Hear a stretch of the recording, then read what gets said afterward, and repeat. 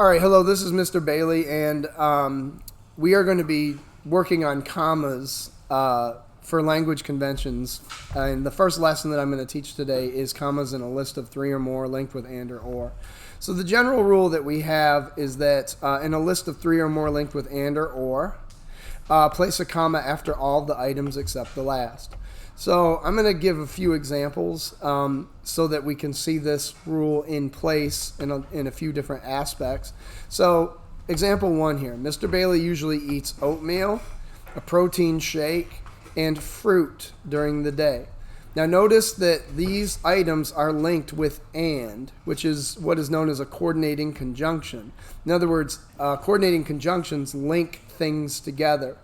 So in this case, we've linked oatmeal, shake, and fruit.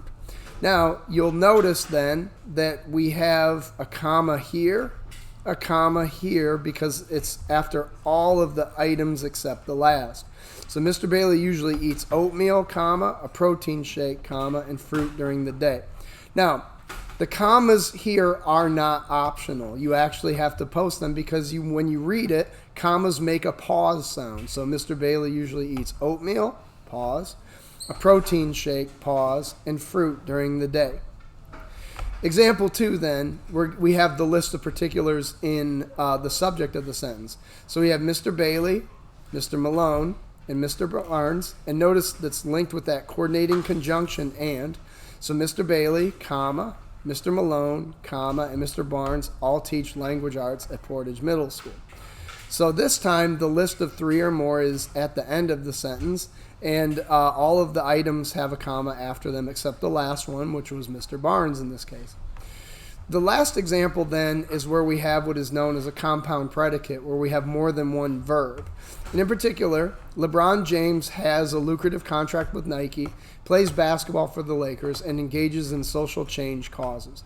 So in this case, what you have is the verb has, then you have plays, and you have engages, and all three of those predicates are linked with the coordinating conjunction and.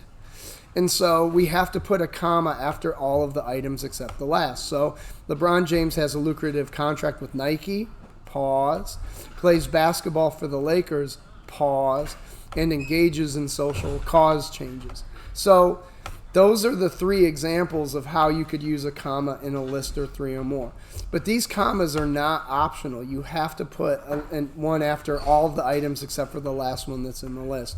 The same thing would be true if we were linking three or more things with the word or, which is also another coordinating conjunction.